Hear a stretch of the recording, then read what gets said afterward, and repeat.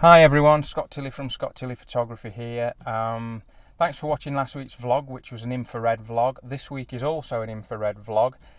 I have to tell you, I wasn't 100% happy with the images I got last week, and with that in mind, this week, as I mentioned in last week's video, we're off to Sheffield to a cemetery there which is, I would class as high Victorian and no longer in use.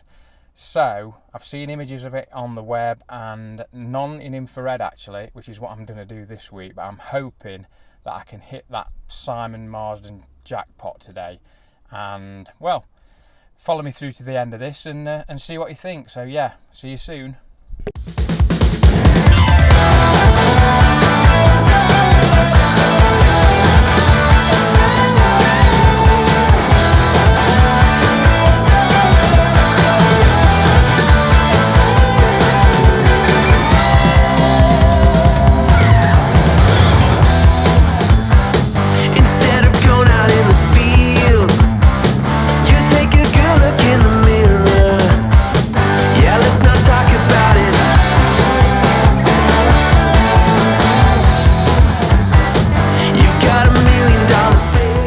Hi again chaps, we've actually made it to Sheffield. As you can probably hear, we had a car to halfway, then there was a replacement bus service, so there was no tram. Then we had the tram from about the last part of the journey, and now it's a 20-minute walk. So yeah, we'll see you when we get to the cemetery. Right, hello again chaps. We've actually made it up to the cemetery. It was quite a walk in this heat. I mean, we've got lovely weather for trying some infrared photography, that's for sure, but it's the absolute worst for walking in. And but at the minute it does look quite promising. So if you look around here, there's an old abandoned church which is boarded up, but in the trees here we've got various gravestones, quite ornate as well. So that's really the sort of stuff we're looking for to get this these sort of Simon Marsden type-ish images. So we're going to have a look round and I'll catch up with you when we've got a composition. Right, well, we're in position and taking our first shots today. It is actually a wonderful location. As we were clogging it up here, we were wondering whether it was going to be worth it in this heat, but yeah, it's just built into the hillside and it's amazing really. And if I just swing the camera around, you can see Leia, wave Leia. Yeah, she's now very embarrassed because she don't really like being on here. But yeah, look at all the, I mean, they're everywhere, and I'm having to be really careful not to stand on any because there's loads that have fallen down. But it just looks really nice with these shafts of light coming through, and hopefully that'll come through on the images. The last one I've taken, ISO 500, 25 seconds, and about f5.6 on a 50mm Pentax manual lens, and it's got a infrared screw-in filter on the front. So basically the process of doing any of these shots is initially you actually, you know, get your composition as you would with any other shot, without the filter on, because obviously you can't see anything with the filter on, it's completely black. So what you want to do is you know, get everything in focus first, as if you're taking a normal shot, then put the infrared filter on, and then just basically take your shutter speed down and down to about, as I say, I'm shooting at ISO 500 and f5.6, and because it's quite dark in here apart from the shafts of light that we've got coming through, yeah, it's about 20-25 second exposure. So obviously on a tripod with a 2-second timer, and yeah, there you go. So it's just a press on the shutter, and that's now taking the shot. So you'll see it up here in a minute.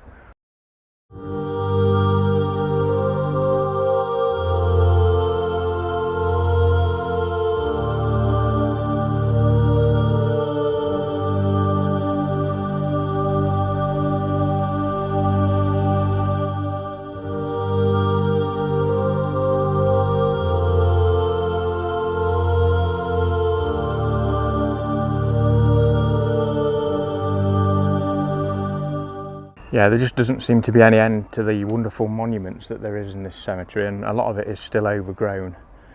And obviously we're trying to be as respectful as we can and avoid any graves, even though obviously a lot of them haven't been tended to for years and years and years. There's trees growing out of some of them, but this one we've got here is absolutely gorgeous.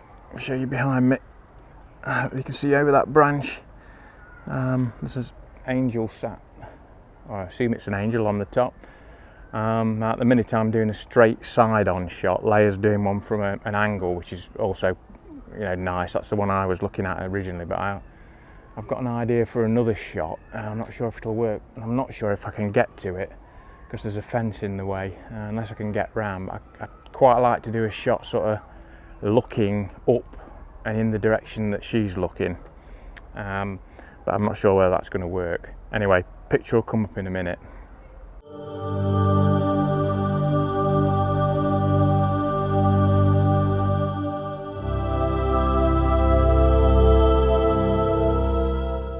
It's actually very difficult to pick a shot here today because there's so many when you look round.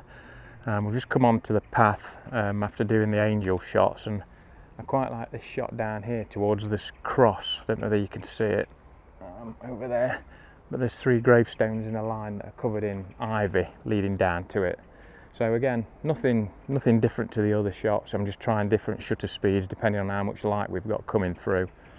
And again, it's just getting your composition right and, you know, seeing how that works in the end and then processing it to that when we've finished. So yeah, I'm trying to get enough light on this one. The sun's actually gone behind the cloud at the minute, so I'm going to wait for it to come back out and then try another shot. And yeah, really interesting place to come and visit. I can highly recommend it.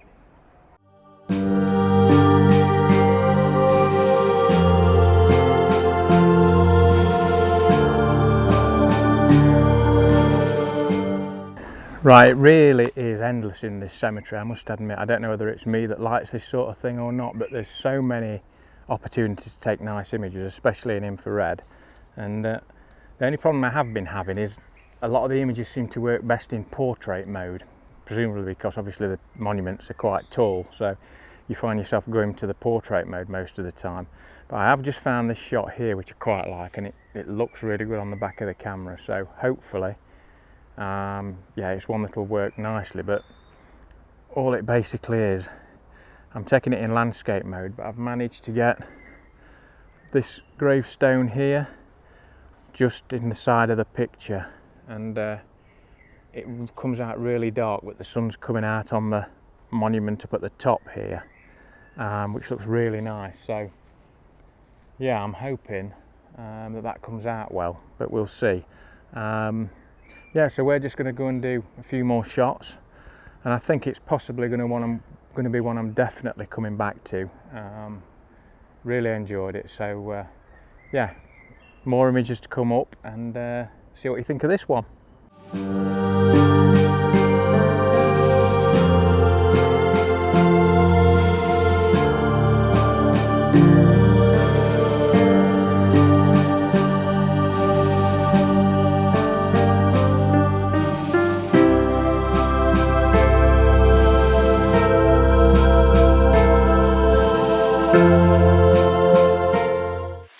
This is going to be the last shot for today. I don't know if you can see behind me this monument here. I've had to do a bit of clambering through some undergrowth to get to it, so I don't think it's one that people take very often. I think the thing I've learnt really about infrared photography, I suppose it's no different to other photography. You've still got to have a reasonable composition, but with this it's really important where you've got the light highlighting. You know, if you can get shafts of light onto a particular subject, as well as leading lines and everything else that you normally, the guidelines that you look to. But if you can get light falling on a subject, it really can be made spectacular in infrared. So yeah, I think that's probably one thing that I've learned from taking these images. It's certainly something I'm going to do some more of, because I think I do like the technique. And if I can get anywhere near the stuff that Simon Marsden was doing, then I'll be really happy. I will put these shot settings up on this video so that you can have a look, so you can go and have a try yourself. But as I say, all you really need is an infrared filter, either a square one, you know, that you can use for all your lenses, or you can get screw-in ones I mean, I've just used mainly a 50mm Pentax, an old one today, with a 49mm screw-in filter, which also works with an old Pentax 135mm lens, which I've also used a little bit, but not very much. But yeah, give it a go, and let me know how you get on in the comments below. Right, I hope you've enjoyed this video, and if you have, please give me a thumbs up in the box below. And yeah, if you've not subscribed to the channel, then please subscribe to the channel, and I'll see you next week for some more. Bye.